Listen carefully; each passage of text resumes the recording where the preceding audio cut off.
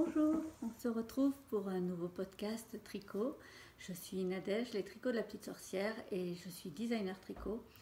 Donc dans ce podcast, je vais parler essentiellement de mes propres designs, mais je parle aussi de ma boutique et je parle aussi de tricots que je fais personnels. Donc je tricote aussi de d'autres designers, mais là sur ce podcast, il n'y en aura pas beaucoup parce que je suis vraiment prise au niveau travail. Je suis ravie de vous retrouver. J'espère que ce moment avec moi vous plaira. Si c'est le cas, n'hésitez pas à vous abonner ou mettre un petit pouce ou un petit commentaire, ou même les trois d'ailleurs. Donc, je ne sais pas ce que ça va donner au niveau du son, au niveau de l'image, tout ça, parce que j'ai un nouveau matériel. Que je teste pour la première fois, donc j'espère que ça va fonctionner comme il faut. Je ne sais pas du tout ce que ça va donner, on verra bien. En tout cas, j'ai beaucoup de choses à vous raconter aujourd'hui, donc prenez une boisson, votre tricot et c'est parti. Donc je vais commencer par déjà il y a pas le classique des podcasts tricot, c'est tricot fini, tricot en cours. Tricot fini, il n'y en a pas.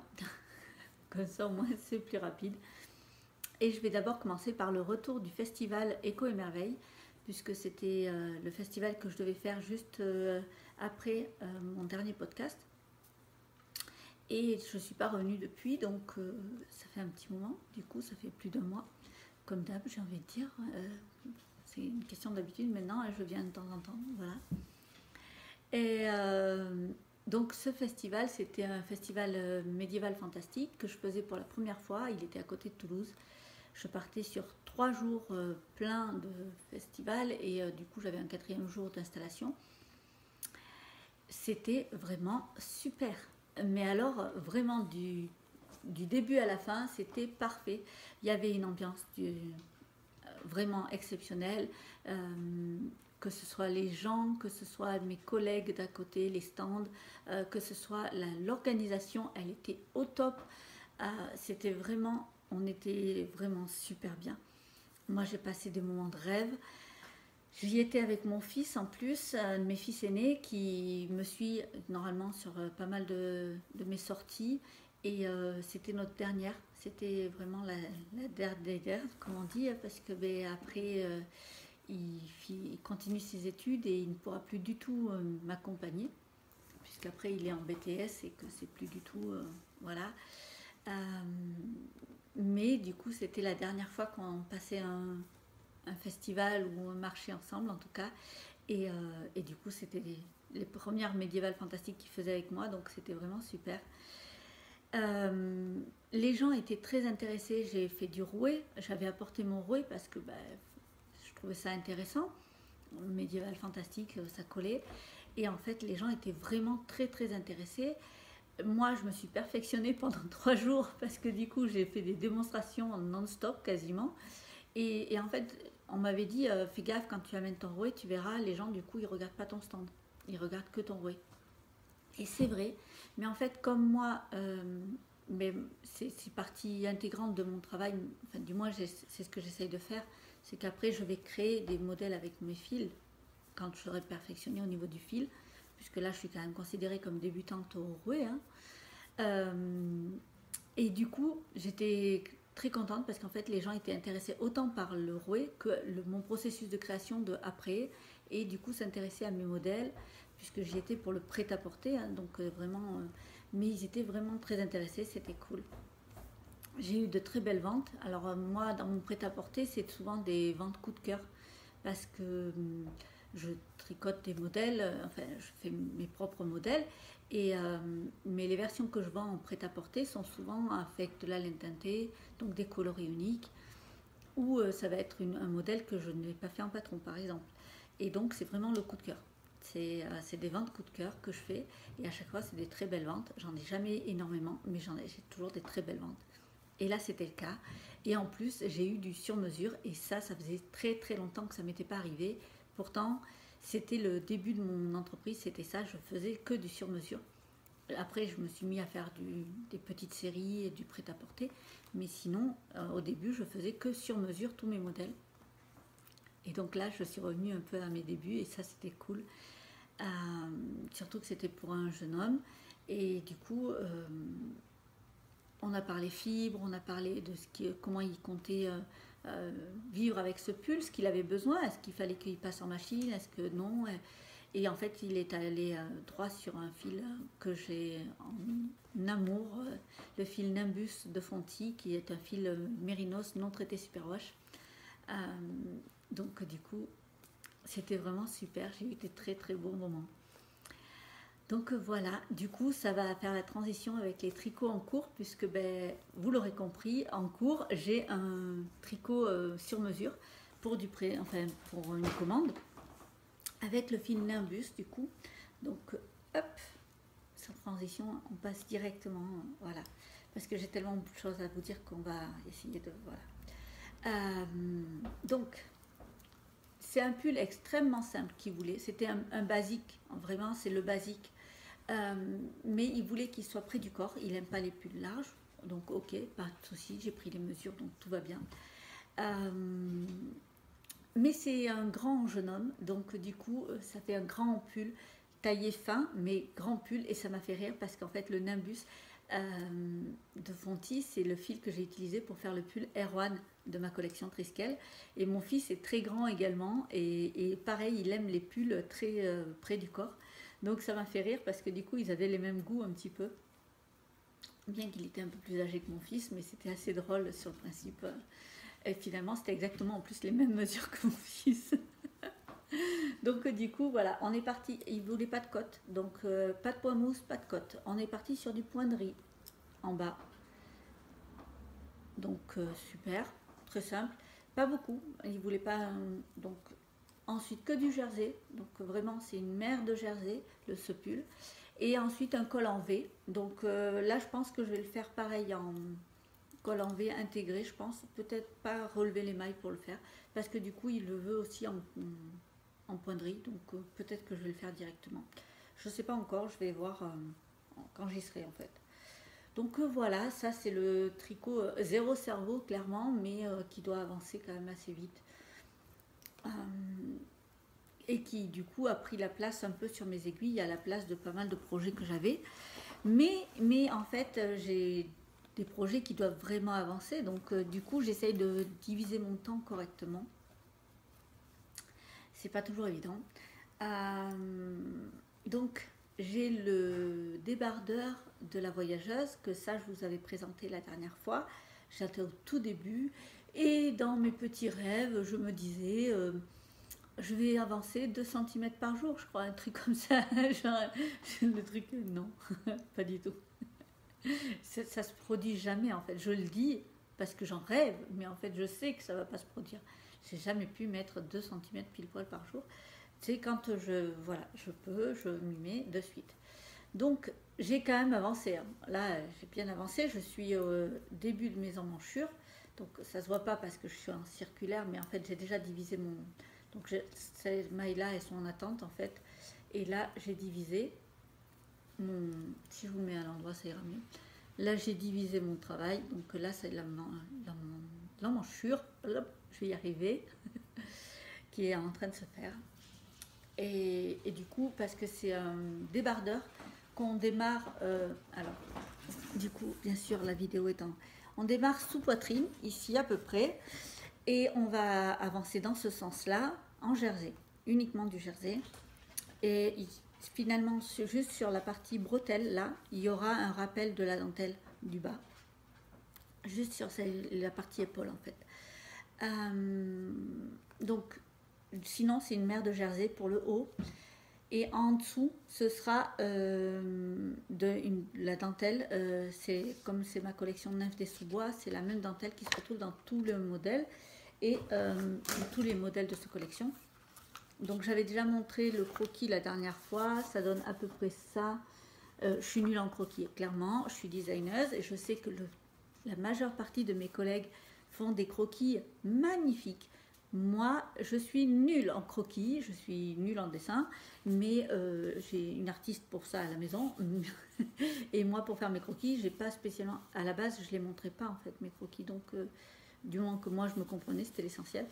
Donc désolé, c'est pas très beau, mais voilà, c'est de la dentelle tout le bas et qui est adaptable du coup à la longueur qu'on veut. Parce que moi, l'idée de ce débardeur, c'était...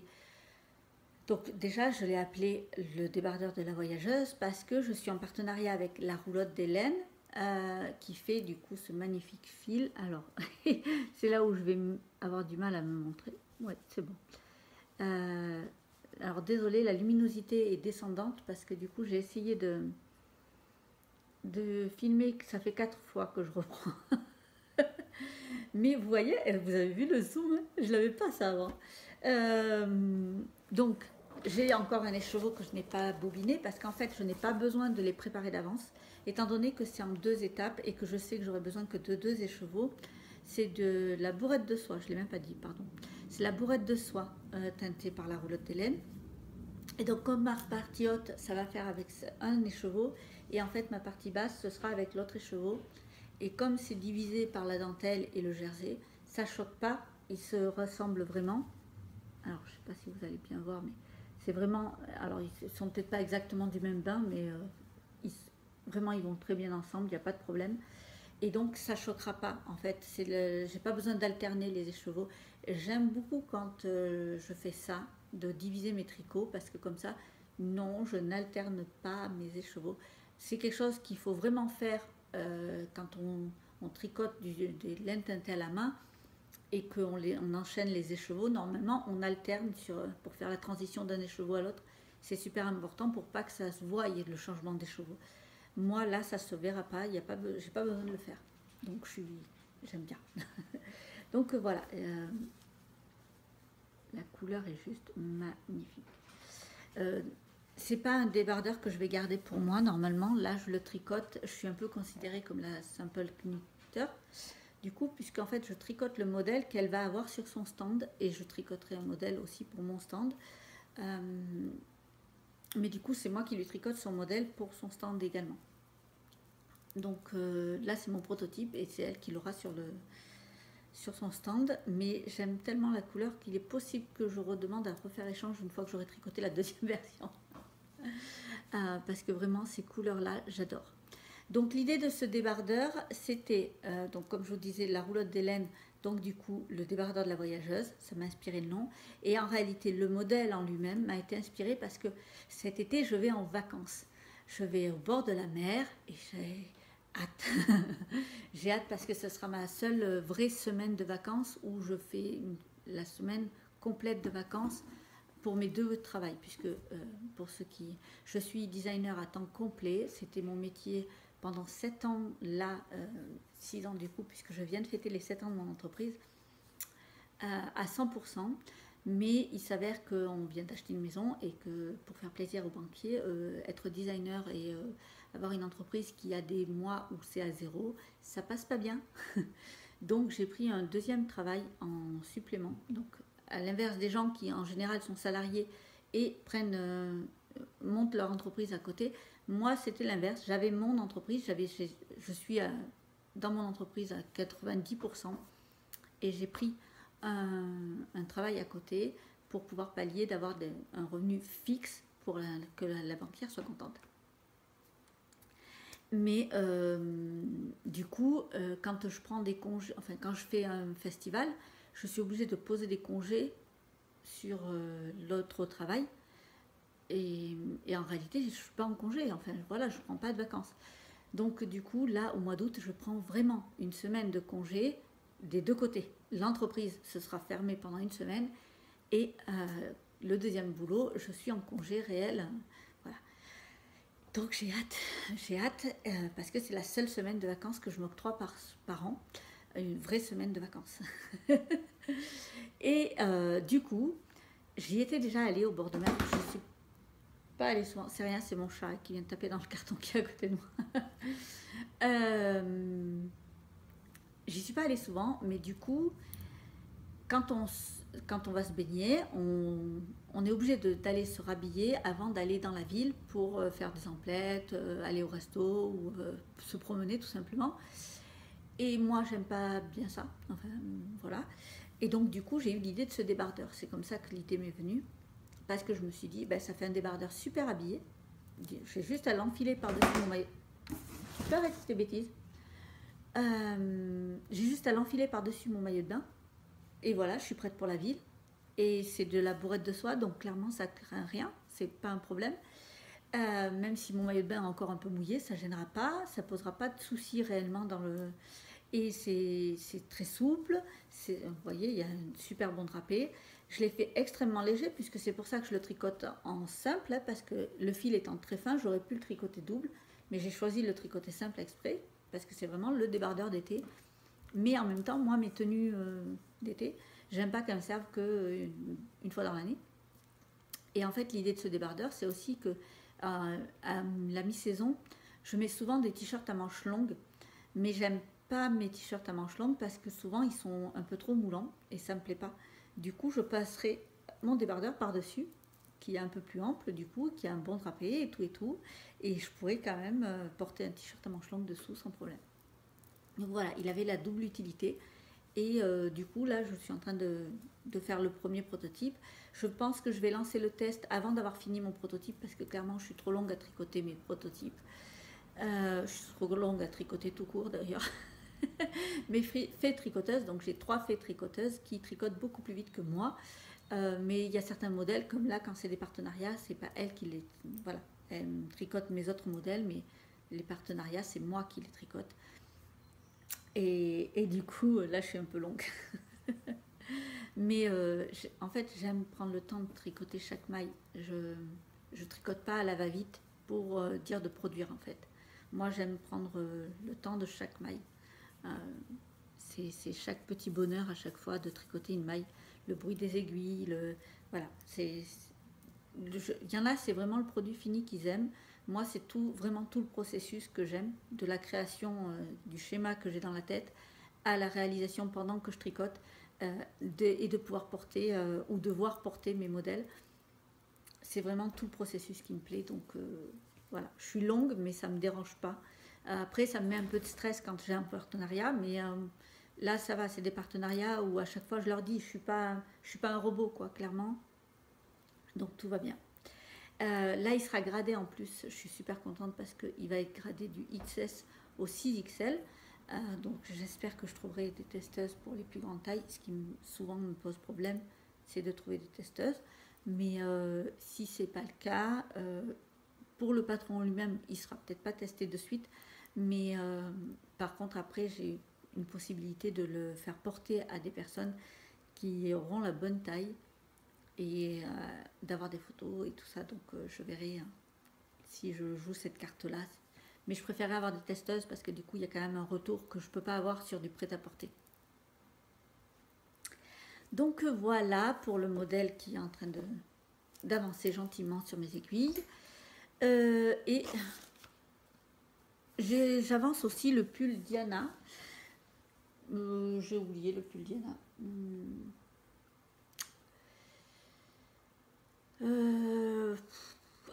J'en ai tellement qu'à la limite je vous montrerai la prochaine fois, tant pis, parce que je l'ai pas sous la main et je sais pas comment on met sur pause mon nouveau système. Donc je vais pas prendre le risque de flinguer encore ma vidéo parce que là clairement démarrer autant de fois c'est compliqué. Donc j'ai mon dernier tricot en cours personnel cette fois-ci, donc qui est dans mon joli petit sac. Hop, alors.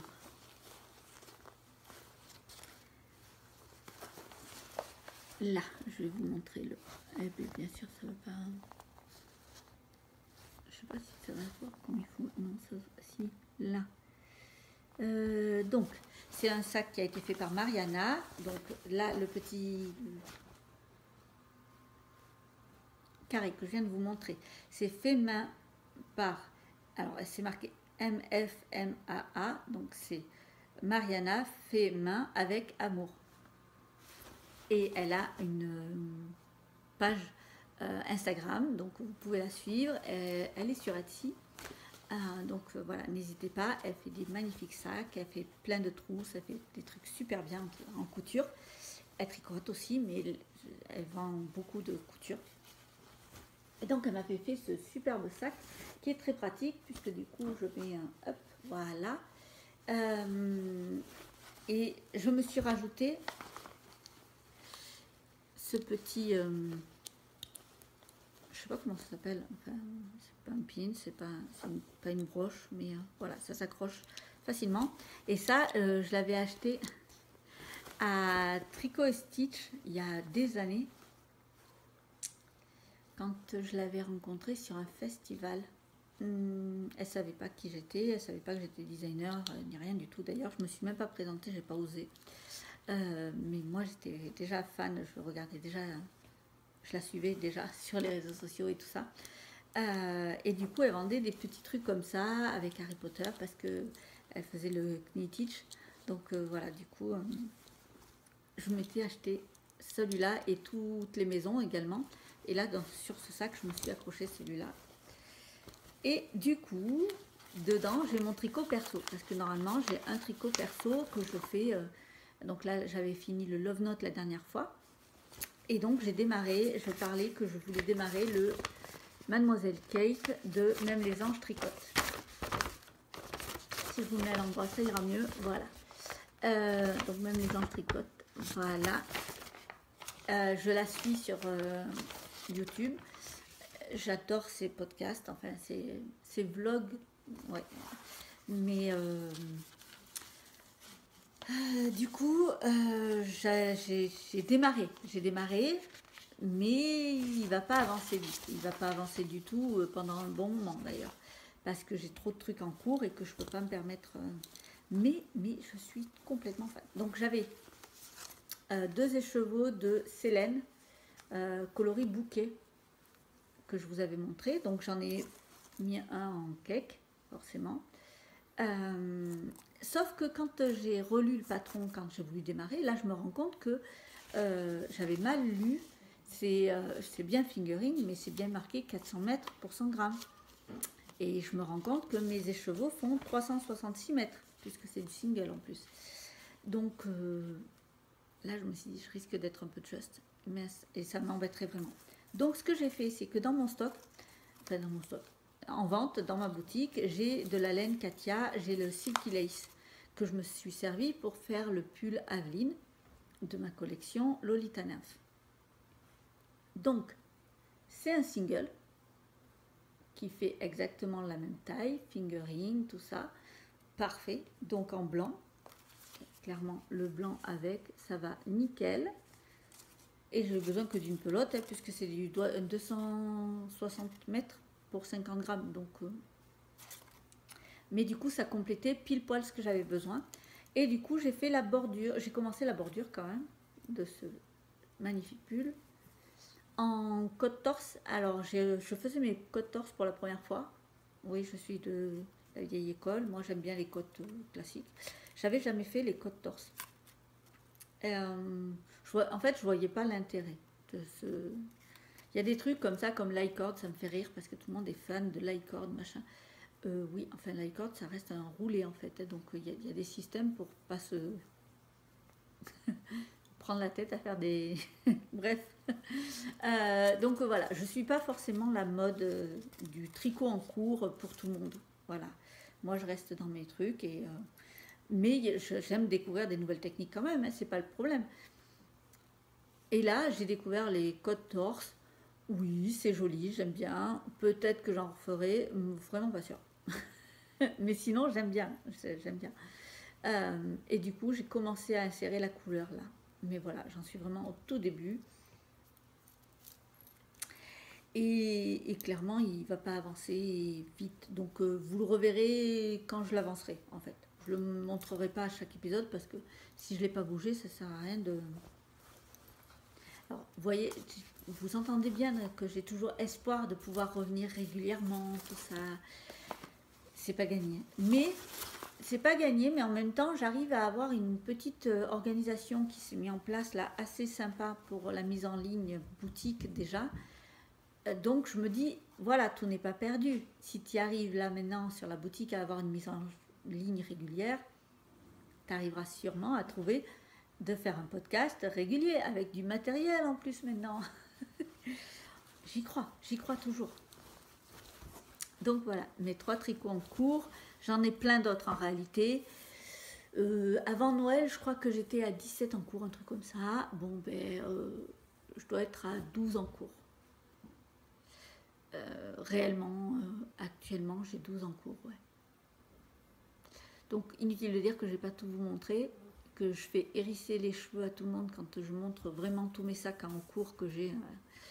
Mais parce qu'il y a des projets où, voilà, je les ai démarrés parce que j'avais envie de les démarrer, mais je n'ai pas de deadline, j'ai pas, voilà, je fais quand j'en ai envie. Donc voilà pour mes tricots en cours. Et il faut que je corrige parce que du coup, je me suis mis un truc que je ne peux pas vous parler.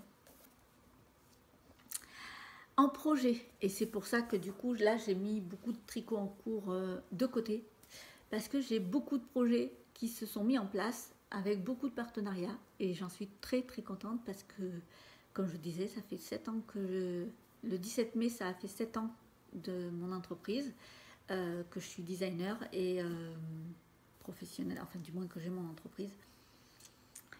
Et ça commence tout juste maintenant à ce que j'arrive à avoir des vrais partenariats, à être reconnue par mes collègues teinturières pour dire de faire des vrais partenariats, quoi. Qu'elles me fassent assez confiance pour pouvoir le faire. Et ça, c'est vraiment cool. Ça a mis très longtemps parce que c'est normal, hein, il faut prouver quand même ce qu'on fait. Moi, j'ai un style particulier, il faut dire ce qui est. Hein. Je suis dans le médiéval fantastique en tricot. On n'est pas nombreuses à faire ce style-là. Je travaille beaucoup de dentelle, donc forcément, qui dit dentelle dit normalement un certain style de vêtements, et moi, je me fais des robes. Donc, et quand on parle de robe à des gens, le 3/4 du temps, quand on parle tricot, robe, ils voient des trucs qui tombent, qui tiennent pas, et voilà. Donc, il y a des a priori là-dessus qu'il faut pallier. Et voilà, du coup, j'ai mis longtemps avant de réussir à faire ma petite place avec mes petites créations un peu particulières. Sans vouloir rester dans le moule non plus, parce que ben, je vois bien, hein, dès qu'il y en a les plus grands comme Stephen West ou des trucs comme ça, qui sortent des trucs avec du point brioche par exemple, allez, c'est la mode du point brioche, tout le monde va faire des modèles en point brioche. Ok, là il y a eu le phénomène high cord, là tout le monde se met à faire des high cord sur tous les tricots, les finitions il faut que ce soit de l'high cord. Ok, bah, moi je reste avec mes finitions classiques. Clairement, j'ai toujours mes finitions, mes encolures, elles sont pas classiques, elles sont pour mes robes le 3/4 du temps. Soit c'est des encolures carrées, vraiment carrées, soit c'est des encolures en un peu cœur. Vous voyez, là c'est plat et hop, ça va faire une petite forme comme ça. Et après c'est plat ici. C'est volontaire, c'est parce qu'en fait le 3/4 de mes modèles, je les fais pour qu'on puisse mettre la capuche pointue ou pas. Si on met la capuche pointue, on a besoin de cette bordure là pour pouvoir la coudre en fait. Donc voilà, c'est pour pas changer l'encolure, qu'on mette ou pas la capuche. Donc j'ai calculé mes encolures de la manière, enfin, pour aller avec mon style, et mon style c'est les capuches pointues. Mais je change pas mon style en fait, voilà, c'est... Donc ça plaît ou ça plaît pas, mais j'ai essayé de m'adapter, j'ai essayé de changer, et je me suis perdue, donc non. Et maintenant, voilà, je commence à avoir un peu une place dans les teinturières, qui savent qu'elles ne vont pas vendre non plus 50 patrons grâce à moi, enfin 50 laines avec moi, mais que voilà, elles auront des projets un peu particuliers. Et donc j'ai 2 collaborations qui sont en train de se faire, enfin j'en ai plus en réalité, parce que la roulotte de laine, clairement, vous n'avez pas fini d'en entendre parler. Mais là, qui viennent de se greffer, j'ai un modèle, parce que c'est pareil. Nouveau fonctionnement, enfin, au bout de 7 ans, il était temps que j'y arrive. Normalement, en tant que designeuse, on est censé tricoter en automne pour l'été, par exemple, ou l'hiver, enfin, en saison décalée. Je n'y arrive absolument pas, même si mes modèles, même si mes croquis, même si je n'arrive pas à tricoter pour la saison suivante. Ça m'arrive, mais c'est extrêmement rare. Le problème, c'est qu'il ne faut pas de l'extrêmement rare, il faut du régulier pour ça. Donc, c'était pas mon fonctionnement, même si le 3/4 des designers ou designers travaillent comme ça. Moi, clairement, j'y arrive pas. Mais en même temps, du coup, je suis décalée. C'est pas bon. Je peux pas préparer mon modèle pour la même saison. Sans mettre de stress et sans mettre de stress à mes testeuses. Et ça, c'était plus possible. Donc, ce que je fais, c'est que j'anticipe maintenant. Donc là, par exemple, je suis en train de créer un modèle de robe qui sortira l'année prochaine, mais qui va être testé et tricoté cette année. Moi, je vais le mettre sur mes aiguilles là, cet été, mais il sortira que l'année prochaine. Donc ça demande à mes testeuses de ne pas montrer et tout ça, mais au moins ça permet moi de pouvoir, parce que j'arrive pas autrement, donc voilà, je vais tester comme ça pendant un bon moment, et jusque là, j'ai tout bougé, non c'est bon, jusque là ça a l'air de fonctionner, donc c'est cool, et du coup, comme toujours dans mes designs, j'ai, hormis des partenaires privilégiés, ou enfin, c'est vraiment qu'avec elle. Sinon, normalement, ce que je fais, c'est que dans tous mes modèles, j'ai une teinturière, j'ai un fil végétal et un fil animal, ou des similitudes, ou au moins des gammes de prix différentes des fils qu'on peut utiliser. Enfin bref, je suis revendeuse des fils Katia, Fonti, Cheval Blanc avec lesquels je travaille, exprès pour ça. C'est-à-dire que comme ça permet que les gens puissent trouver un fil qui leur correspond, que ce soit parce qu'ils ne veulent pas porter de la laine, que ce soit parce qu'ils ne veulent pas avoir un budget extraordinaire dans un modèle. Pour n'importe quelle raison, je prévois toujours au moins 2 ou 3 fils différents dans chacun de mes modèles. Par contre, il est vrai que pour des robes, par exemple, il est vraiment assez important d'utiliser un des fils que j'ai préconisé. Ou là, par exemple, je vais vous en parler tout à l'heure côté boutique, mais pour le pull que j'ai sorti là, il est important d'utiliser un des fils que je propose, parce que tout simplement, ils ont été testés pour ça, et le rendu voulu va avec ce fil-là, vraiment. Si vous prenez un autre fil d'une autre gamme, d'un autre fournisseur ou n'importe, vous n'aurez pas forcément le même rendu. Et avec les robes, c'est encore plus important. Alors, les robes que j'appelle les robes trapèzes, donc qui sont classiques et qui vont dans une forme qui pèse pas trop, ça passe. On peut faire un petit peu de modification. Mais pour mes robes évasées, là non. On ne peut absolument pas changer les fils, ça veut dire changer le poids de la robe, et là, je ne garantis plus le maintien de la robe. C'est pas pour rien que je choisis les fils, que je fais des tests, que des fois il y a 1 an entre le début de mon prototype et l'arrivée, parce qu'il y a des tests que je fais volontairement. Par exemple, je vais laisser ma robe sur cintre pendant plusieurs semaines, de voir si elle va quand même tenir. J'ai testé le bambou de Fonti de cette manière-là. Voilà, il y a des choses comme ça où moi, en tant que designer, j'ai testé, et c'est pas pour rien.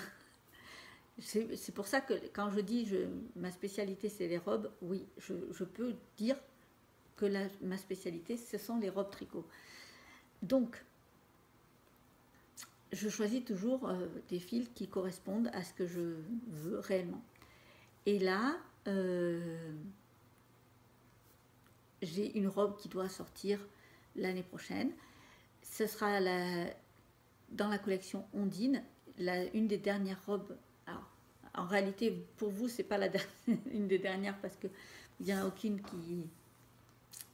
Il y a la robe de Lita qui va... Enfin, c'est Poppy de Lita qui va sortir au mois de juin, là. Mais la robe Poppy de Lita, c'est une robe droite. Donc, vous avez déjà vu la robe Bloodwind d'Ostara, qui est dans la même collection, qui est toujours la collection Ondine. C'est une robe qui était... qui partait au-dessus des hanches, en fait, et avec une dentelle à partir des hanches jusqu'au bas, en jersey en haut et manches courtes, qui était cintrée vraiment au niveau de la taille. Il y avait le marquage de la taille sur le patron. On peut ne pas le faire, il y a les deux versions, enfin, mais sinon à la base elle était vraiment prévue pour marquer la taille, parce que en fait dans chacune de mes collections je fais des robes pour toutes les morphologies.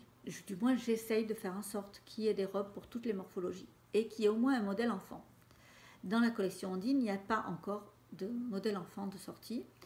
Et je me suis aperçue avec la robe Poppy de Lita que elle n'allait pas sur les grandes tailles, elle va pour les petites tailles, les personnes, les femmes qui n'ont pas de forme.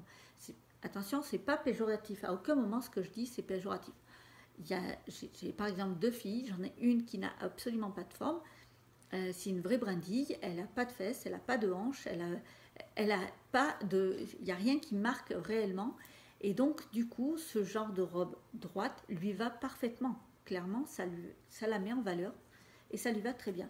Mon autre fille a de la poitrine, a des fesses et a des hanches, elle a des formes, et ce genre de robe ne la met pas en valeur parce qu'elle est vraiment trop moulante.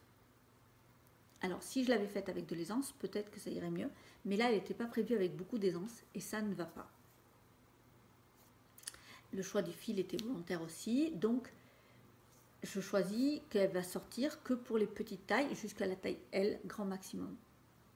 Mais ça veut dire aussi que je restreins mon accès aux robes sur ce style de robe, et ça c'est pas possible.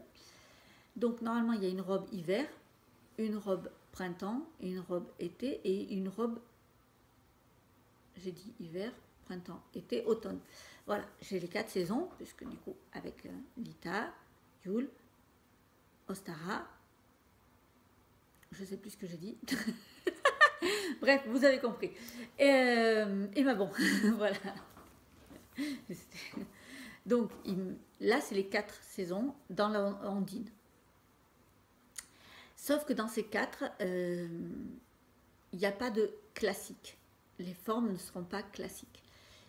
Et du coup, j'ai prévu la robe Brina. Alors, ce sera Brina et Selkie.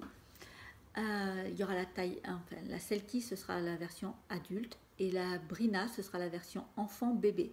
Puisque du coup, ce sera le même modèle, exactement le même, qui sera gradé du bébé à la taille XL.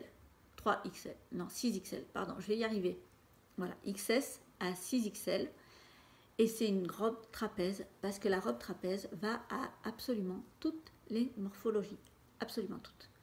Qu'on soit en forme de A, qu'on soit en forme de ce que vous voulez d'ailleurs, qu'on n'ait pas de forme, qu'on en ait plein, c'est la robe qui va à toutes les morphologies.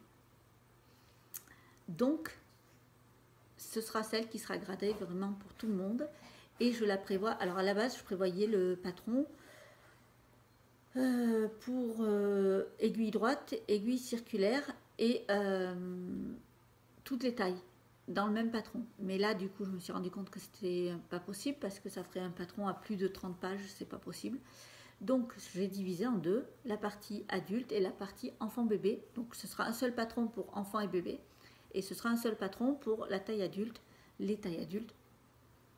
Mais par contre, parce que ça c'est pareil, je suis une designeuse qui n'aime pas faire que du circulaire. Alors, je sais que ça fait partie de la mode du tricot circulaire, du tricot sans couture, tout ça.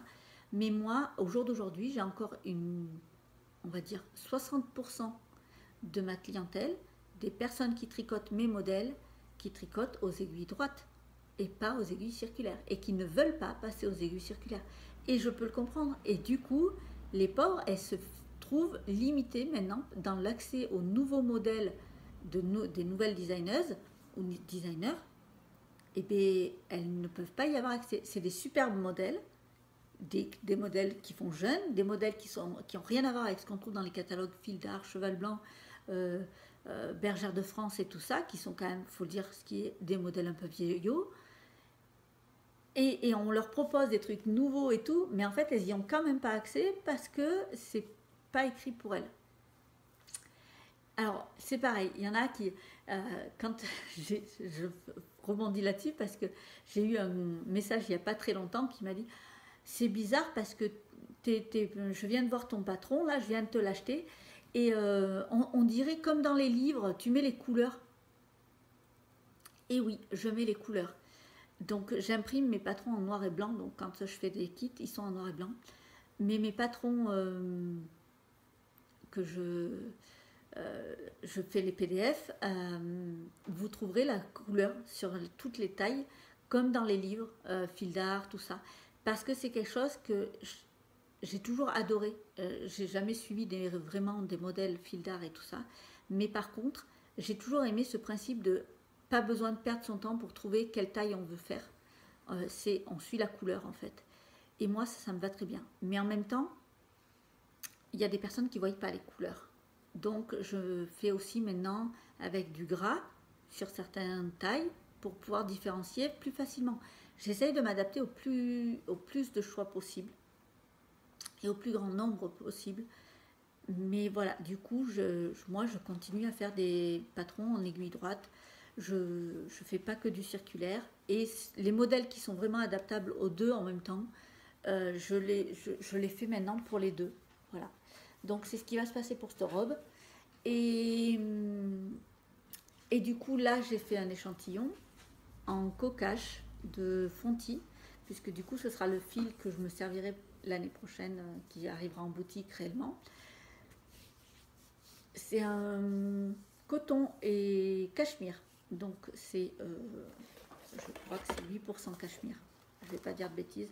C'est 8% cachemire et donc 92% coton. Et moi, je l'ai à 8,90 € la pelote, du coup, là. Donc, quand le patron sortira, ou du moins pour les tests, je rouvrirai les précommandes de ce fil, certainement. J'aime beaucoup, j'aime vraiment beaucoup.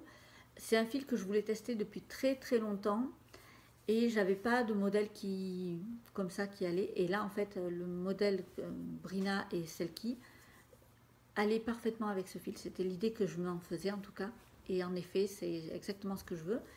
Donc, je suis partie sur ce fil. Ensuite, je suis partie sur un fil beaucoup plus abordable parce que clairement, on est sur du 8,90 la pelote. C'est quand même un coût. C'est pas accessible à tout le monde. Et il y a du cachemire. Tout le monde ne veut pas porter des fibres animales. Donc, du coup, l'équivalence, ce sera l'ambre de cheval blanc. Donc, c'est coton et viscose de bambou. Et il y aura une partie dentelle qui sera incrustée dedans et qui sera en louvre de Katia pour apporter une petite touche de peps. Donc là, ce sera la version rayée, puisque pareil, là, ce sera la version unie, il y aura la version rayée. Et du coup, ma partenaire qui sera pour la laine teintée, c'est Hippie Fibre. Normalement, du coup, on est pour parler pour l'instant, mais normalement, ça devrait se faire sans problème. Elle avait l'air très emballée par mon projet. Et moi, je suis vraiment contente de pouvoir travailler avec elle. Donc, c'est une teinturière espagnole.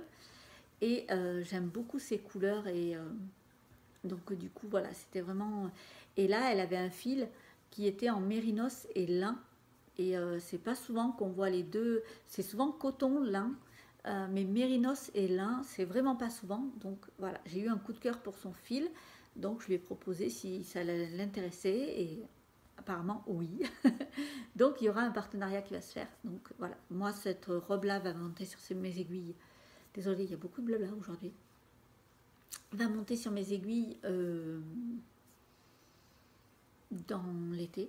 Et je lancerai le test par la même occasion, en sachant que du coup, il y a du temps pour mes testeuses, puisque moi, il sortira que l'été prochain. Donc voilà pour mon projet essentiel. Et j'ai un deuxième projet qui s'est greffé sans le vouloir. Là, c'est merci une de mes clientes qui m'a gentiment fait passer l'appel de Vulcan Yarn, qui demandait sur les réseaux sociaux une designeuse pour sa box, qui cherchait pour sa box de Noël.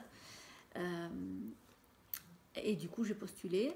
Il s'avère que le modèle que j'ai proposé ne va pas pour sa box, mais le modèle en lui-même avait l'air de lui plaire, et du coup, on va sûrement quand même faire un partenariat hors sa box, et ce sera un partenariat classique pour moi, une collaboration, voilà. Donc du coup, là c'est en cours, et du coup, j'avais demandé sur les réseaux sociaux, parce que sur ce partenariat, il est là. Je voulais proposer, donc il y a une bordure, vous savez que moi, c'est pour un bonnet, donc il y a mes bonnets, il y a tout le temps le rebord qui se retourne, parce que pareil, c'est mon style de bonnet. c'est des bonnets chapeaux, moi, que je fais. C'est pas des bonnets qui... voilà. Et du coup, j'avais demandé si vous étiez prête et prêt, parce que c'est pas limité, à porter un bonnet où il y aurait des petits trous comme ça. Bon, la majorité m'ont dit non, je peux comprendre, parce que trou dit froid, bonnet, hiver, c'est pas trop. Je m'en doutais un peu, mais je me suis dit je vais quand même demander, parce que moi et mes idées, c'est pas forcément. Mais parce que à la base, que je vous montre quand même. Donc moi je me sers de ce livre beaucoup, parce que c'est un livre que j'ai reçu en cadeau il y a très longtemps. Il n'y a pas très longtemps. Enfin, quoi que si, ça commence. Pour mes 30 pelotes. D'une de mes très grandes amies. J'ai pas de souvenir de quand je l'ai reçu, malheureusement, puisque depuis mon trauma crânien, tout ça, je m'en rappelle plus, mais elle m'avait laissé un petit mot, et ce qui m'aide bien, parce que du coup, je sais que c'était pour mes 30 pelotes.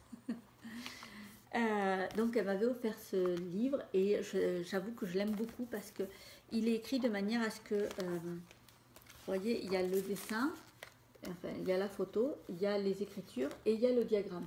Et ça me va bien, parce qu'il y a des fois où il y a des choses où j'arrive pas du tout à les comprendre quand c'est à l'écrit, et des fois j'arrive pas du tout à les comprendre quand c'est en diagramme. Là, c'est vraiment les deux, donc c'est parfait. Et c'est des points qu'on peut facilement adapter, enfin, c'est vraiment les points les plus classiques du tricot. Et des points qu'on n'a pas, qui sont classiques, mais finalement que des fois on oublie. Voilà, on oublie qu'ils existent. Et là, j'avais trouvé celui-là, qui me plaisait bien. Alors, je sais pas si ça va. Oui.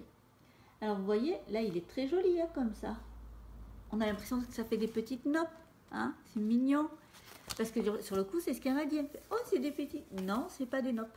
Justement, c'était l'idée. C'est pour ça qu'il m'avait tapé à l'œil. Je me suis dit, oh, chouette, on dirait des noppes, mais ça se tricote pas du tout comme des noppes. Et non.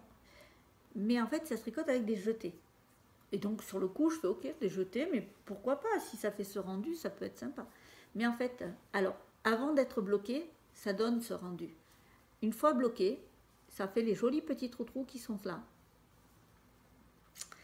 Donc je pense que sur ces catalogues, enfin sur ces livres, je pense que les échantillons qui sont montrés ne sont pas bloqués.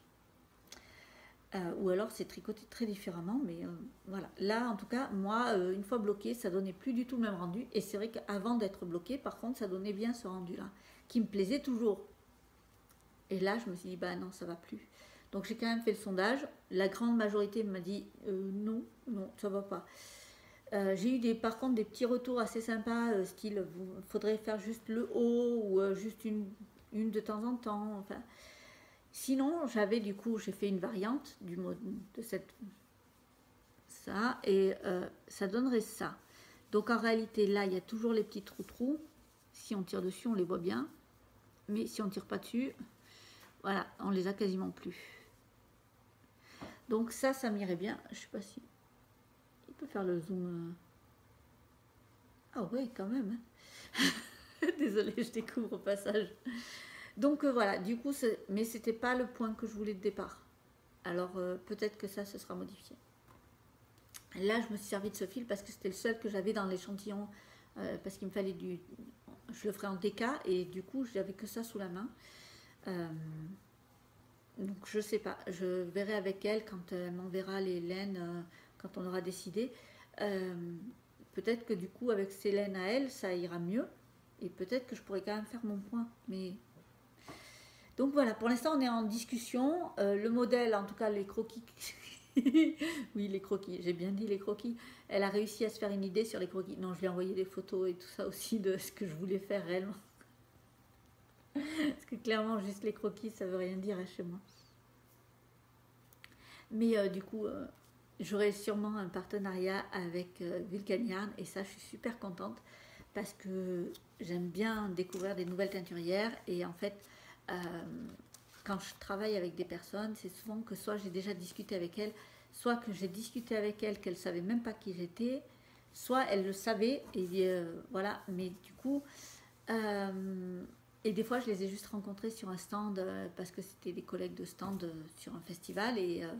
mais elle ne savait pas forcément que moi aussi j'avais un stand. Vulcan Yarn, je l'ai rencontré à Soxilange l'année dernière, et j'ai bien aimé sa personnalité. Donc voilà, quand l'appel à designeuse a été lancé, je me suis dit bah ouais, ça peut être cool. Bon, finalement c'est pas pour ces box, mais du coup ça peut être vraiment cool quand même de faire un partenariat. Donc je suis contente. Et puis voilà, on est à 50 minutes. Que de blabla, désolée. Ça va être un super long podcast. Bon, du coup, on va arrêter là pour les projets en cours, les tricots, tout ça. Et on va passer à la partie boutique. Donc pour celles et ceux que ça intéresse absolument pas, je vous invite à venir un peu plus tard pour le coup de cœur. Je pense qu'il y en a pour un petit moment quand même hein, de la boutique. Donc, la boutique. J'ai trouvé un nouveau fonctionnement depuis que je suis revenue du festival et ça, j'aime beaucoup. Je mets en ligne du côté boutique tricot tous les mercredis et du côté boutique prêt-à-porter les vendredis. Et j'essaye de faire qu'il y ait un rapport entre l'un et l'autre.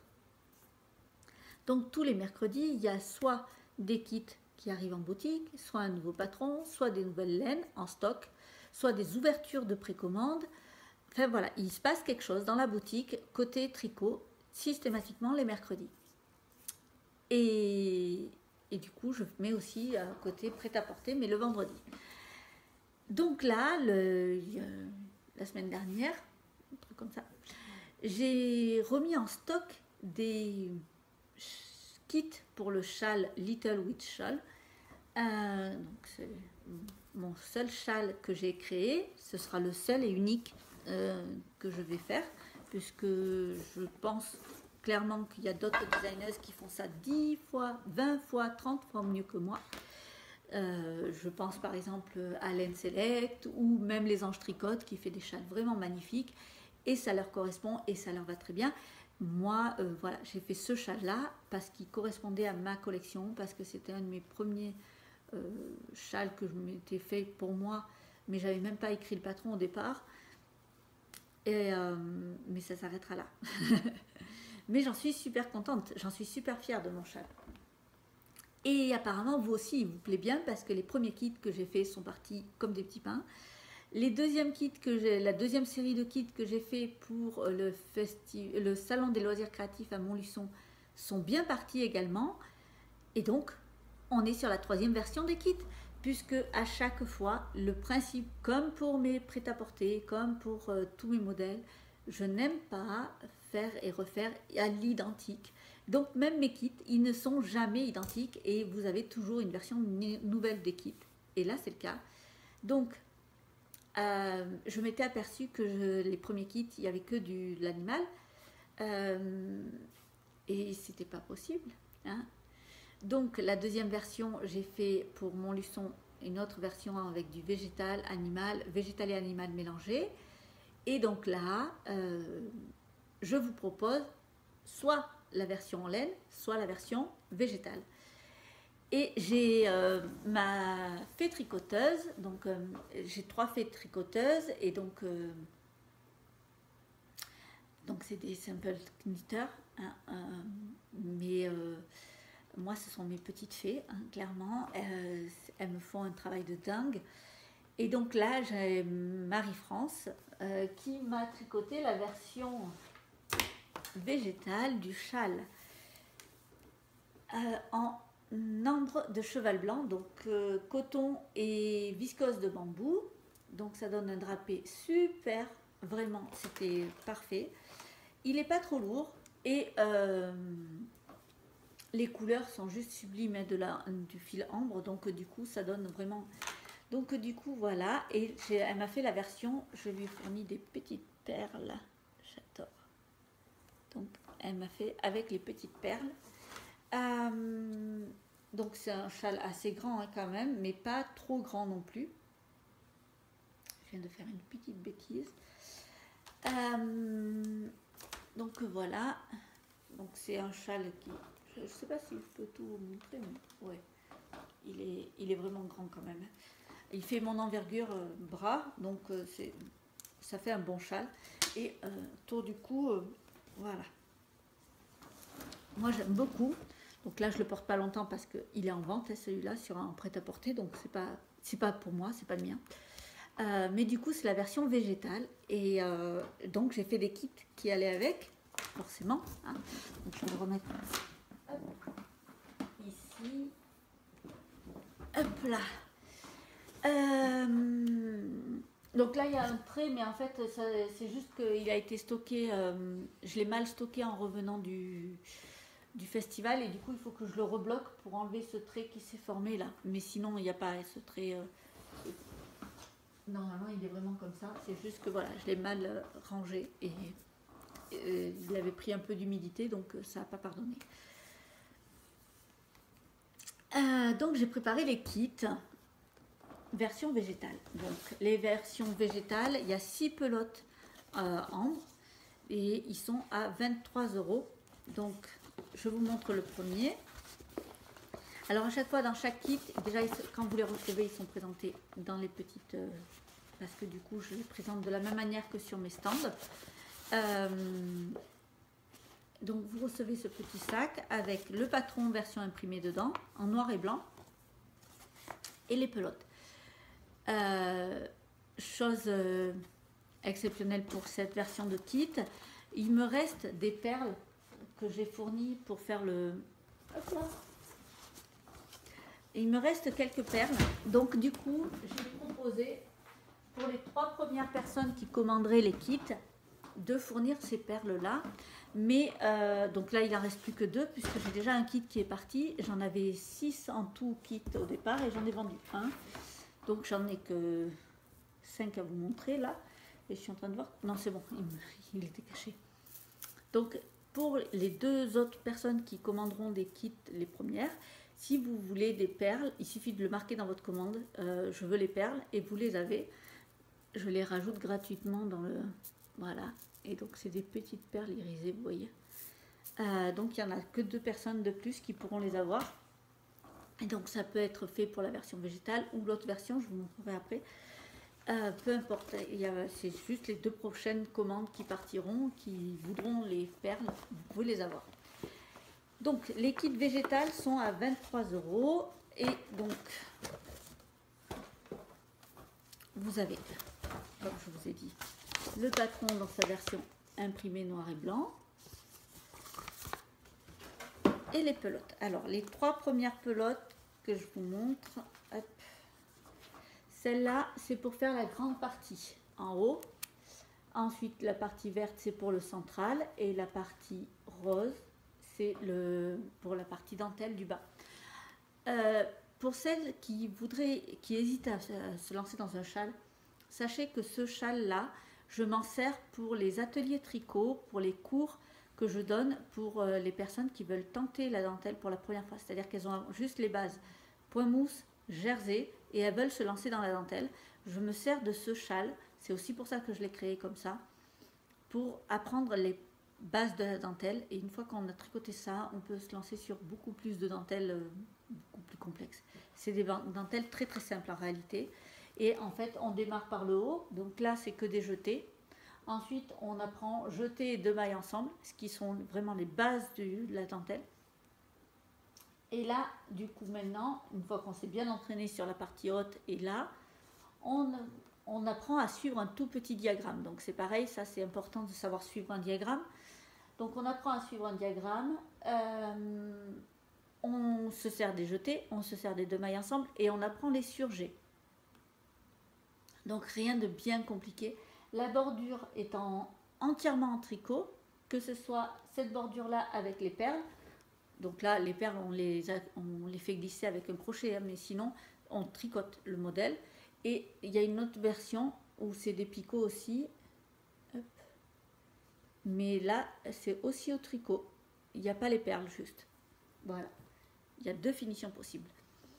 Et c'est vraiment très simple. Je veux dire, même les débutantes qui ont suivi, j'ai jamais eu de mauvais retour là-dessus. Donc, n'hésitez pas. Donc voilà, ça c'est le premier kit. Je ne sais pas si je voulais bien le montrer, mais ouais, le gris, on ne le voit pas très bien, je pense. Le rose non plus d'ailleurs. La luminosité est pas top. Désolée. Alors oui, vous inquiétez pas, les pelotes se défont un petit peu quand déjà parce que j'arrête pas de les manipuler, comme je vous disais, hein, ça fait 4 fois que je refais la vidéo. Elle se démonte un petit peu, mais pas tant que ça finalement, hein. Moins que par exemple le fil bambou de cheval blanc, de Fonty. Les pelotes se défont vraiment très très fortement. Là non, c'est vraiment juste le début des pelotes qui se défait un peu, mais après non, elle reste bien en place quand même. Donc il y a celui-là et il me reste le deuxième puisque celui qui était identique à ça, puisque forcément j'en avais fait un comme ça, est parti. Donc j'en ai fait un autre que je proposais en clair en fait, parce que du coup celui-là était plus sur les tons foncés et donc j'en avais mis un beaucoup plus clair parce que du coup je me suis dit que ça allait bien pour les tenues d'été, cérémonie et tout ça. Donc voilà, la partie blanche pour le haut, le bleu glacier, hop là j'ai échappé le pelote, le bleu glacier pour la partie centrale et le rose pour la partie, décidément je vais pas réussir, le rose pour la partie dentelle du bas. Hop. Voilà, je rerange au fur et à mesure parce que sinon je vais avoir un souci. Donc là c'est le kit numéro 8, celui-là que vous pouvez déjà, enfin voilà, tout est déjà en boutique à vous. Et donc maintenant on va partir sur le végétal, non l'animal pardon, donc là en fibre laine, donc c'est laine teintée par Biscotte et donc c'est la collection Patrick Knit de Biscotte.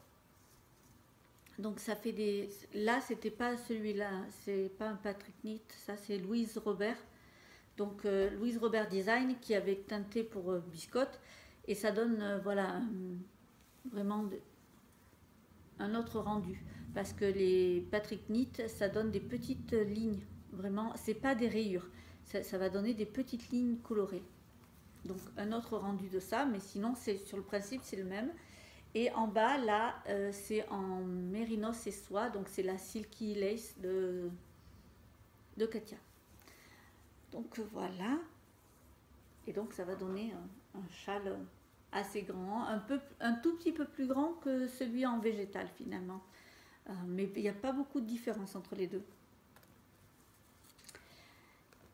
Donc là,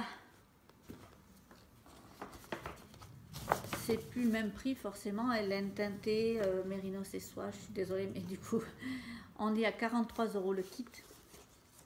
Il y a toujours le patron noir et blanc. Donc là, c'est pareil, il n'y aura pas de kit identique. Il n'y en a que 3 en ligne et il n'y en aura pas d'autres. Donc une fois qu'il y aura plus ce style de kit, j'en referai certainement, mais il y aura plus, ce sera plus les mêmes. Donc s'il y en a un qui vous fait de l'œil, vous pouvez aussi réserver, n'hésitez pas, parce que des fois on est en fin de mois et c'est pas possible, mais vous pouvez me réserver et je vous le mets de côté pour le début du mois, il n'y a pas de problème. Mais si vraiment il y en a un qui vous plaît, n'attendez pas parce qu'il n'y en aura pas un deuxième en fait.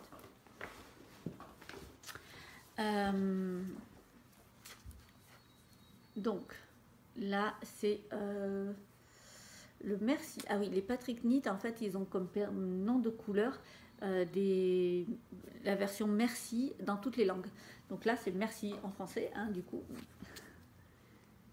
Donc c'est un bleu gris, oui c'est gris, bleu, il y a des touches de jaune, des touches de blanc avec un peu de speckle, enfin vraiment moi j'aime beaucoup. Donc je vous montre là, voilà, et donc je les ai assemblés avec le blanc et le bleu parce que je trouvais que vraiment ça allait super bien ensemble. J'aimerais bien capter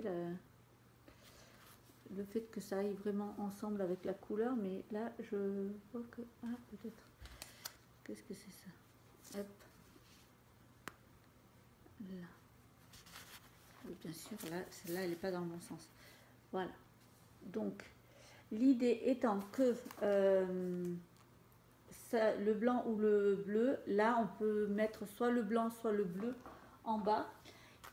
Dans la version en laine, il va vous en rester forcément, puisque la partie centrale là, ça ne vous demande pas une pelote complète. ce qui vous reste, ne vous inquiétez pas, vous pouvez la réutiliser dans un autre de mes patrons. Je suis en train de tester pour les mitaines de Londine. Normalement, ce qui reste devrait suffire pour faire les mitaines de Londine. Sinon, de toute façon, il va y avoir un autre patron de mitaines qui devrait sortir et du coup, vous pourrez les sortir, enfin, l'utiliser avec.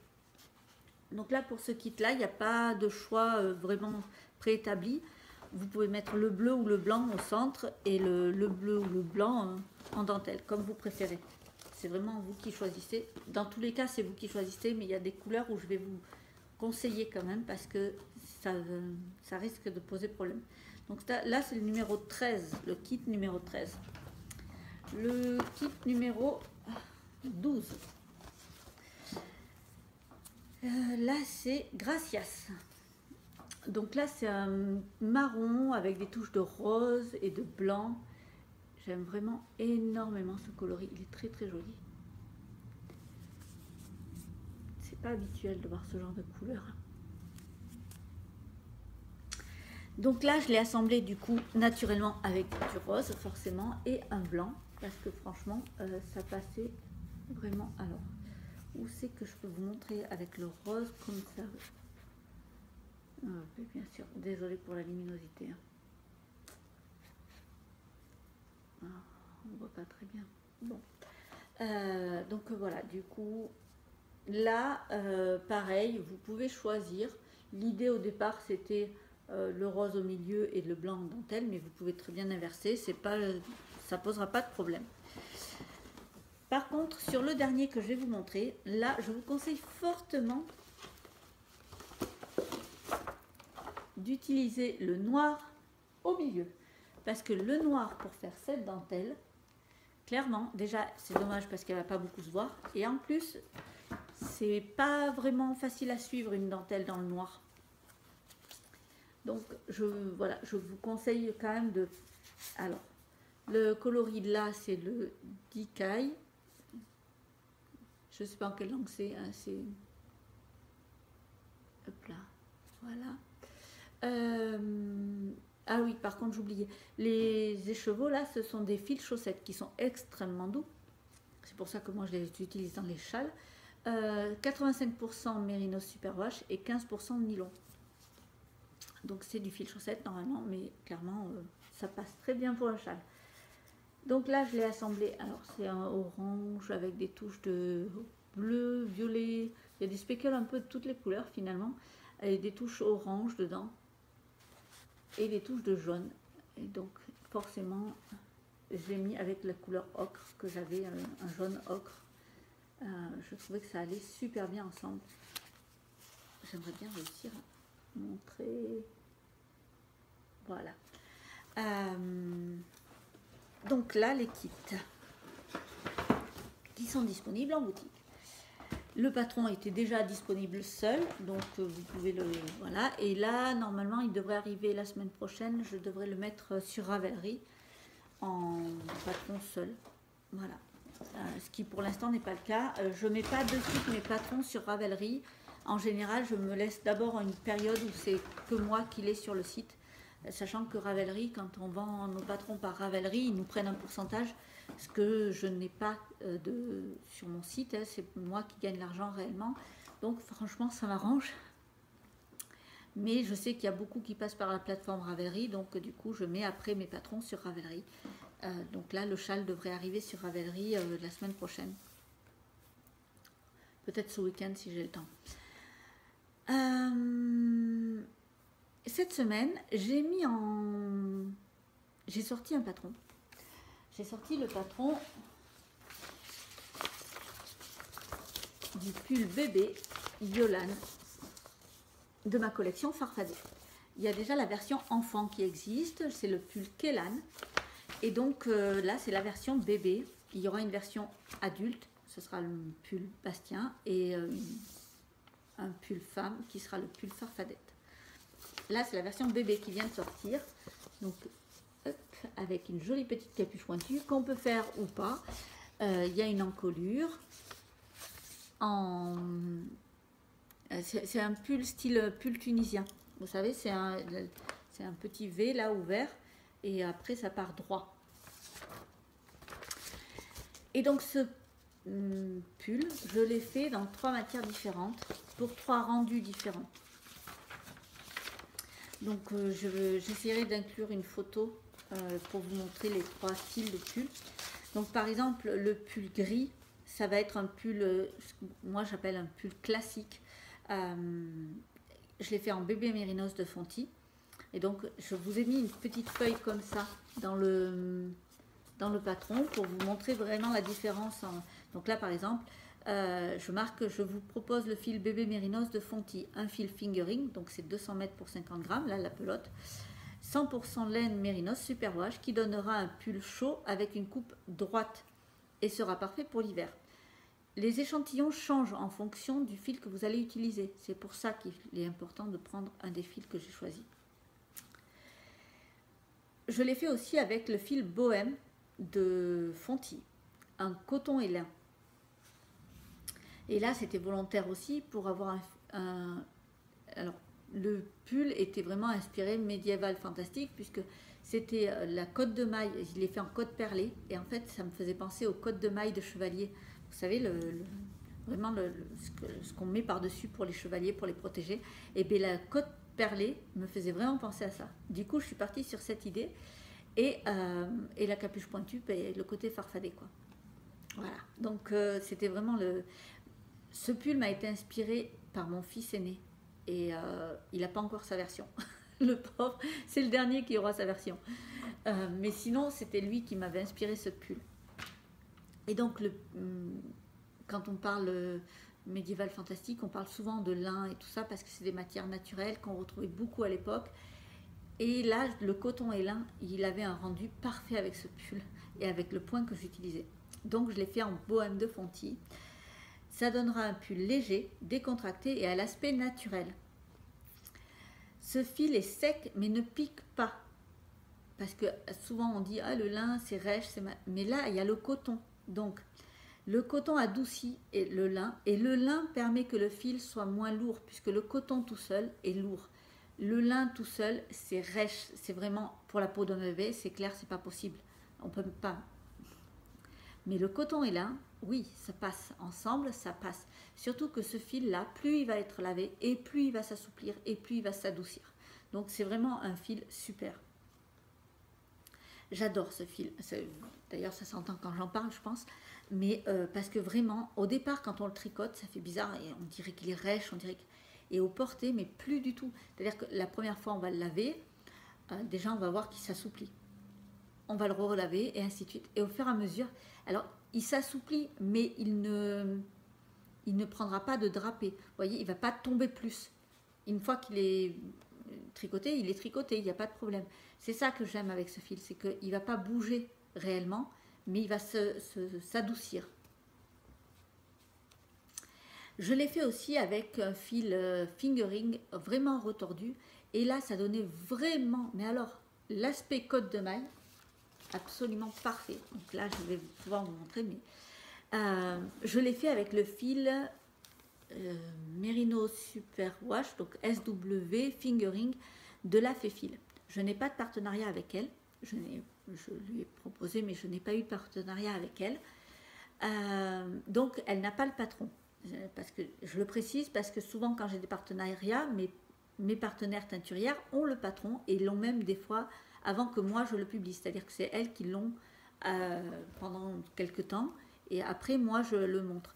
Mais là, non, je n'ai pas de partenariat. Par contre, j'ai utilisé ce fil et j'en suis contente parce qu'il est vraiment retordu. C'est un fingering et le fingering, normalement, voilà, c'est quasiment tous les mêmes. Mais il y a des fingerings qui sont plus retordus que d'autres. Et celui de la Féfil est très retordu. Ce qui est très bien pour ce point-là parce qu'en fait, du coup, je cache l'étiquette de... C'est mon étiquette de prêt-à-porter pour le vendre. Donc déjà, vous voyez, ça a vraiment le rendu côte de maille.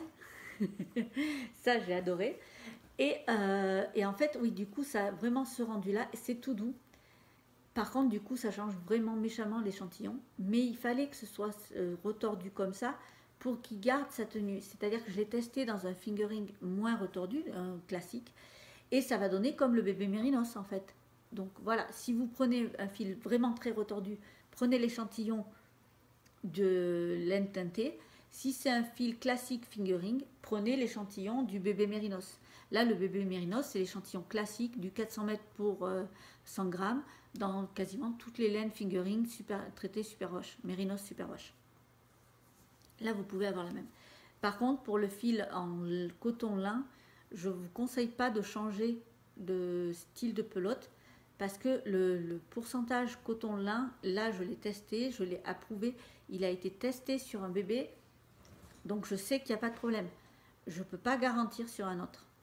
Parce que voilà, la peau d'un bébé, c'est fragile quand même. Pour ça que là, je ne m'amuse pas non plus à faire n'importe quoi. La peau d'un bébé, c'est extrêmement fragile. On ne met pas n'importe quelle matière sur la peau d'un bébé. Le coton et lin que j'ai choisi là, il a été testé, porté par un bébé et j'ai un retour positif. Je sais qu'il n'y a pas de problème. Et c'était un bébé qui avait une peau fragile.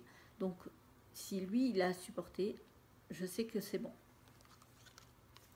Oui, je me sers d'enfants véritables en cobaye. Non, ils n'ont pas d'obligation. Si vraiment les parents ils voient que ça c'est pas possible, c'est pas possible. Je me vexe pas, mais au moins comme ça, je peux avoir un vrai retour. Et ça, c'est très important pour moi. C'est pour ça aussi que les modèles bébés, enfants, j'en ai pas énormément parce que tant que j'ai pas de retour réel, je ne me lance pas parce que on ne s'amuse pas avec la peau d'un bébé. Donc voilà, du coup là c'est avec la fil, donc c'est un pull qu'on peut faire avec la capuche. Donc là moi j'avais choisi de faire un, là c'est parce qu'il me restait un fond de pelote, donc du coup de la fil et du coup j'avais fait le bicolore et du coup je l'ai fait c'est ma simple knitter, ma fée tricoteuse. Toujours Marie-France. En plus, c'est pas voulu, mais c'est Marie-France aussi qui l'a fait, qui me l'a tricoté parce que j'avais plus le temps et elle était adorable. Donc, la version en bohème de Fonty. Donc, hop, vous voyez, il y a la jolie petite encolure en point mousse. Ensuite, c'est en cotte perlée. Alors, moi, j'ai tricoté mes versions et mes faits tricoteuses en aiguille droite. Le patron est expliqué pour aiguille droite en aller-retour. On fait les coutures, donc c'est du bas vers le haut. On fait les coutures sur les côtés. Et donc pour les manches, par contre, elles sont tricotées du pull vers le bas. Donc soit on les monte à part et on les coud, soit on peut les relever directement, puisque là en fait c'est des emmanchures tombantes droites. Et donc du coup il suffit de marquer l'emmanchure là. Donc quand si on veut faire directement, on relève de marqueur à marqueur, on relève comme ça, hop, et voilà, du coup après on suit les diminutions et voilà, ça passe. Donc là il n'y a pas forcément de couture si on ne veut pas en faire. Par contre au niveau des épaules il y en a, et la capuche est obligée d'être cousue aussi. Voilà. Alors, je tiens à préciser que les capuches pointues, mes capuches pointues, sont des modèles déposés.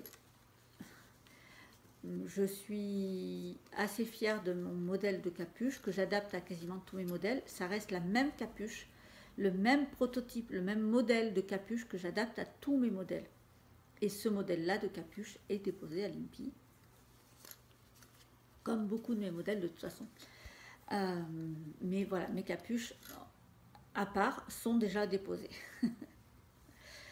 Et je tiens à préciser que, parce que je sais qu'il y a certaines personnes qui me suivent et qui vendent les modèles qu'elles tricotent de mes patrons, et c'est interdit hein, parce que moi-même je vends mes patrons, je vends les patrons et je vends mon prêt-à-porter de mes modèles, donc c'est un peu pas cool.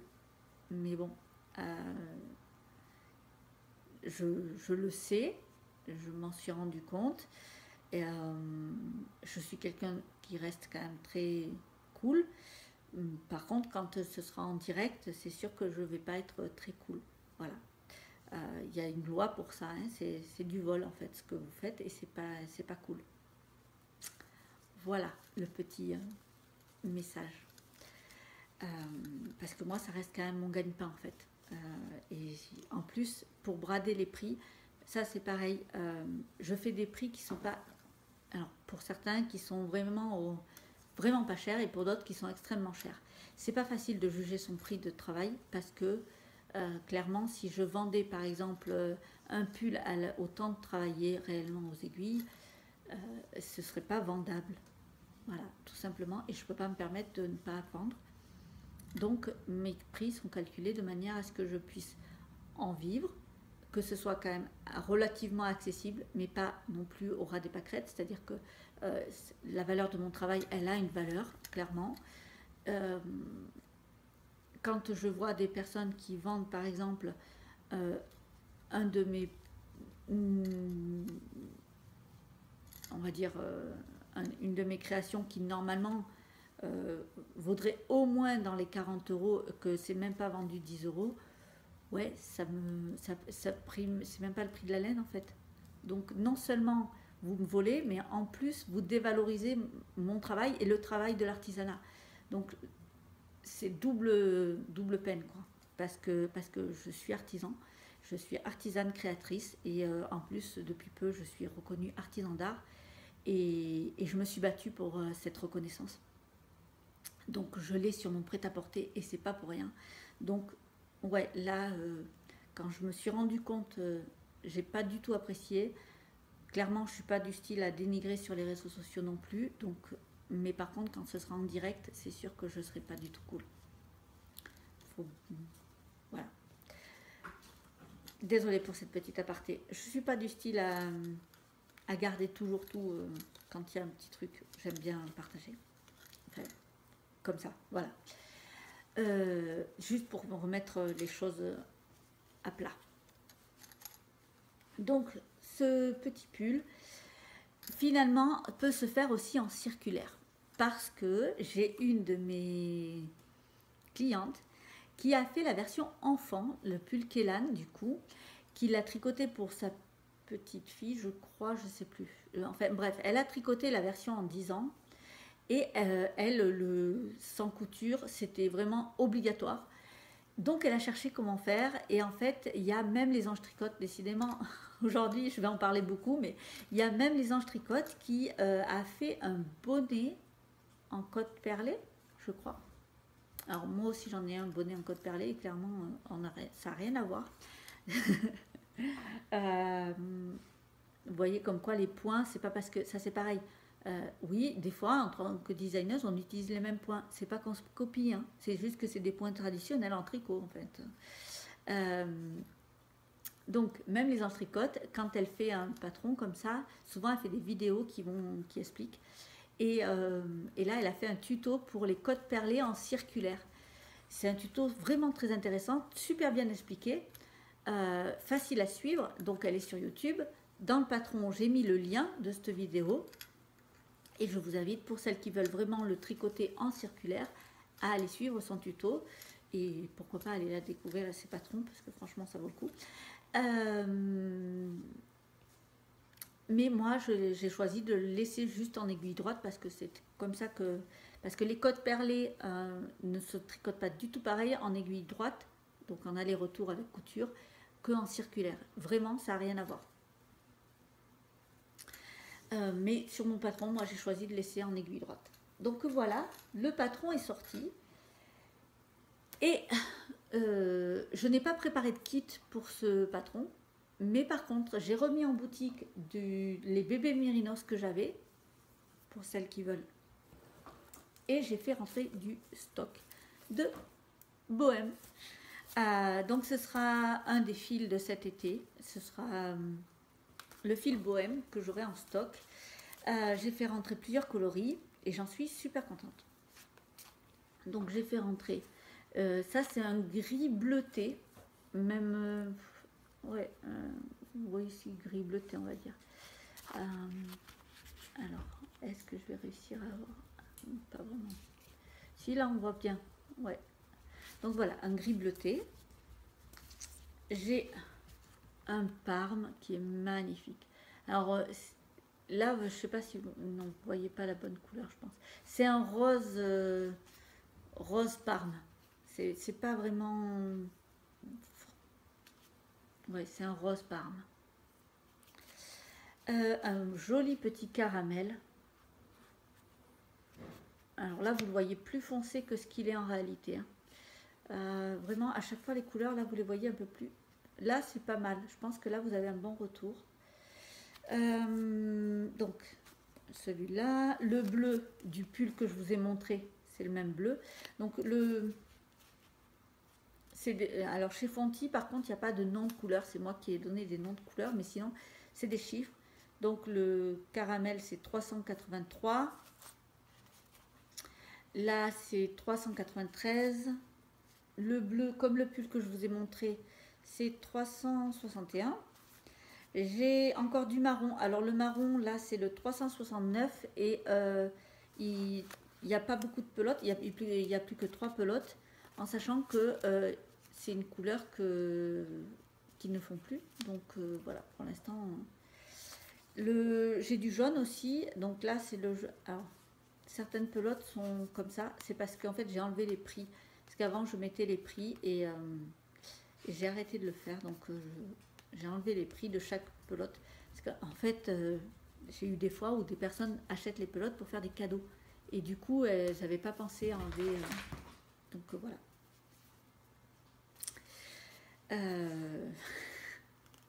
Moi non plus, j'avoue que je n'y avais pas pensé au début. 360, c'est le coloris 360, le jaune. Et donc, jaune, et il me manque le rouge. 385. Donc voilà, j'ai rentré pas mal de couleurs en stock. J'ai également ouvert les précommandes pour les fils cheval blanc. Donc là par exemple il y a le ambre, le fil ambre qui est en précommande jusqu'au 10 juin. Normalement j'avais un autre fonctionnement, mais maintenant c'est comme ça. Parce que après je ne vais plus rentrer d'autres fils d'été. C'est fini, c'est calé. Ce sera fini pour cet été, puisqu'après je vais m'attaquer au fil d'automne. Et là je vais rentrer le fil ambre parce qu'il va servir pour la robe Poppy de Lita qui va sortir au mois de juin. Et pour le lancement des tests pour la robe Brina et Selkie de la collection Ondine. Donc voilà, du coup, c'est pour ça que ces fils vont rentrer là. Mais voilà, il n'y aura pas d'autres réassorts après. Donc, enfin, pas de suite en tout cas. Donc, si vous voulez une de des couleurs que je propose, enfin voilà, c'est maintenant qu'il faut aller précommander dans la boutique. Je crois que j'ai fait le tour de ce qu'il y a en boutique. Le coup de cœur. On est à... Wow, beaucoup. 1h30. Oh, ça va être un podcast trop long. Juste avant de partir pour le festival, il y a eu une vente sur les réseaux sociaux. Je suis une potière, artiste, moi je dirais presque. Alors, je vais vous montrer son petit logo. Hop, là. J'ai reçu une jolie petite carte avec. Alors, je vais essayer de vous le dire en français, dans mon anglais. Non, c'est The Fairy Tree House.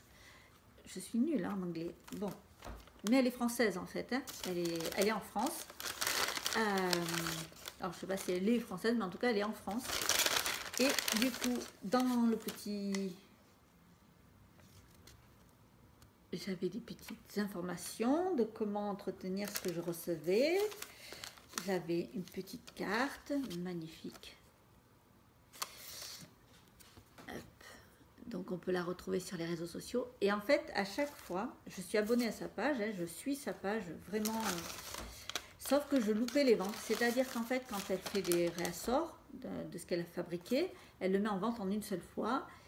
Et clairement, elle annonce, heureusement, elle annonce la vente. Mais si vous loupez le coche, vous avez 3 minutes. 3 minutes après la vente pour avoir quelque chose.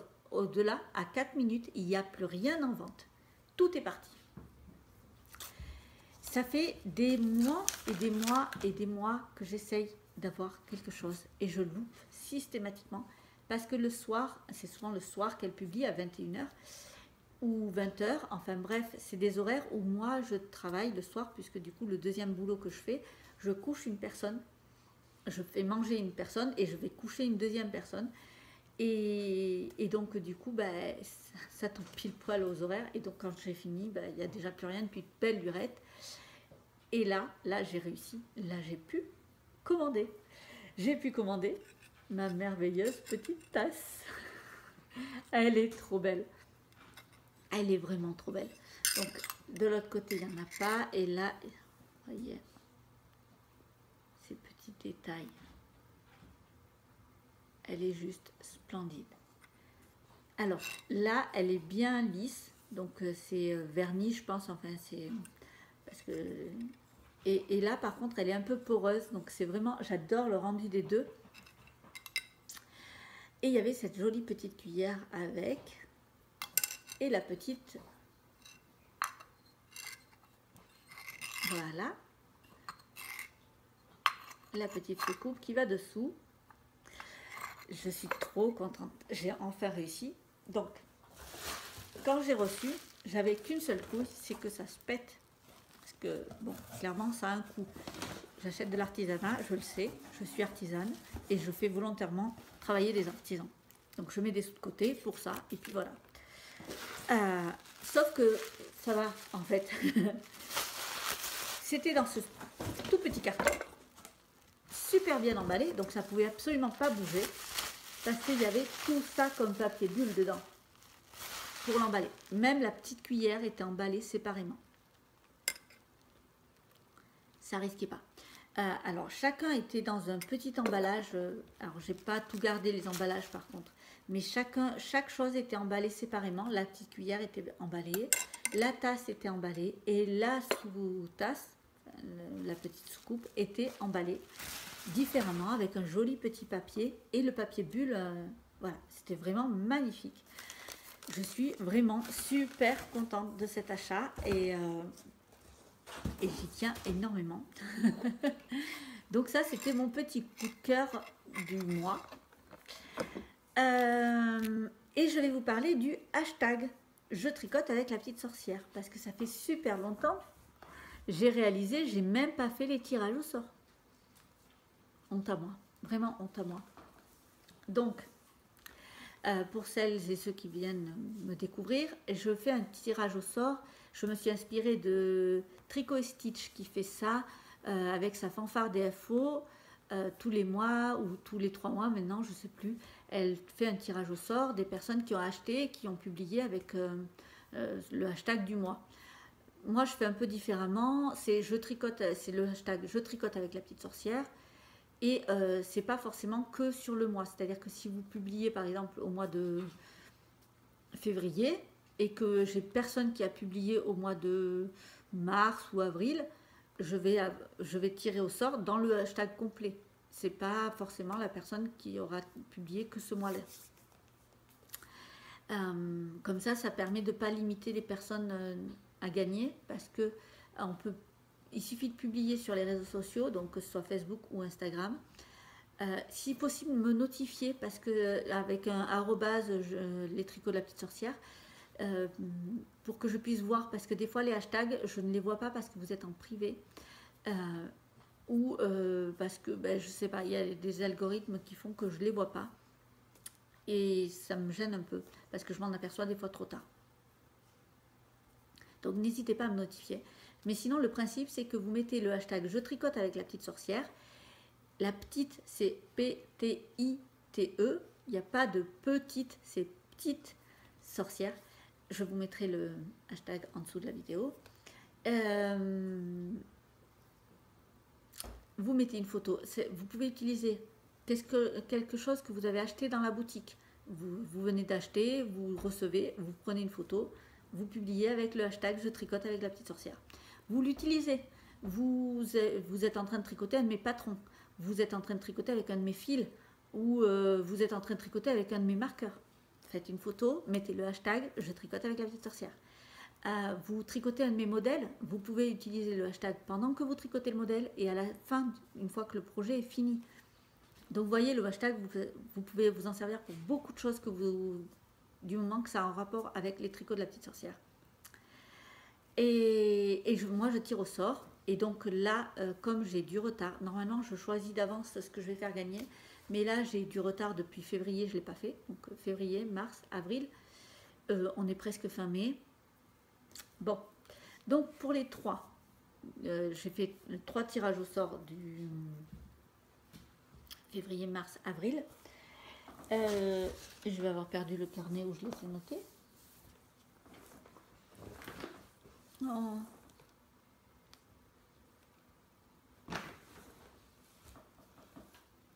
Oui. Oui. J'ai perdu le carnet. Pourtant, j'étais sûre de l'avoir pris par là. Non, je l'ai. Donc, j'ai fait 3 tirages au sort, du coup, pour faire gagner un bon d'achat de 10 € sur les patrons. Comme ça, en fait, d'habitude, je vous propose des patrons fixes, mais là, je ne sais pas ce que vous avez ou pas, et certaines ont déjà joué depuis longtemps, ou sont clientes depuis longtemps et ont déjà les patrons. Certaines n'attendent pas non plus d'avoir le tirage au sort pour... donc, je me suis dit, c'est bête d'imposer un patron que vous auriez déjà. Donc, je fais gagner un bon d'achat de 10 € à valoir sur les patrons. Comme ça, vous pouvez choisir et il sera valable pendant 3 mois.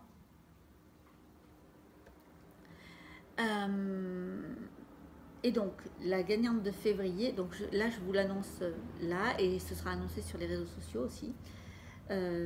Donc, février, c'est Fourli Satou. Je vous mettrai la photo de ce qui a gagné. Enfin,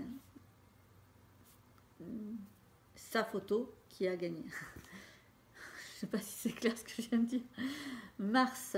Alors, Brigitte Van Wenberg. J'espère que j'ai pas trop écorché le nom. Les deux, c'était sur Instagram. La troisième, c'est sur Facebook. C'est Gaëlle Daubagna. Donc là, je la connais. Puisqu'en plus, elle m'avait notifié en personnel aussi. Donc, Gaëlle qui a gagné aussi. Et du coup, il y aura après le mois de mai, puisque là, il n'est pas fini. Vous pouvez encore utiliser le hashtag jusqu'à la fin du mois. Et je tirerai au sort au mois de juin. Pour le mois de mai, je promets que je vais le mettre en rouge et en gras et tout ce que... pour ne pas oublier de faire mes tirages au sort. Parce que c'est super important. Parce que ça me permet... En fait, ce hashtag me permet d'avoir de la visibilité. Ça me fait plaisir de vous faire gagner des choses. Et en même temps, ça me permet d'avoir une visibilité et de voir aussi un retour sur mes patrons. Parce que du coup, quand vous tricotez un de mes modèles, par exemple, ça vous incite à me montrer un peu ce que vous faites. Et moi, j'adore ça, de pouvoir voir ce que vous faites avec les laines que vous avez achetées ou les marqueurs. Ou quand vous m'achetez un patron, de voir comment vous le tricotez, quelles idées vous avez eues avec. Donc voilà, c'est vraiment important pour moi ce hashtag. C'est pour ça que je continue à le faire et que ça, je lâche pas l'affaire. C'est un hashtag qui va garder, que je vais garder. Je tricote avec la petite sorcière. Et voilà, on aura passé presque 2 heures ensemble. Vous avez été très courageux si vous êtes arrivé jusque là. Merci énormément. Je vous promets pas, parce que je suis incapable d'être sûre. Je vous explique, là je suis à 4 fois que j'essaye de faire cette vidéo.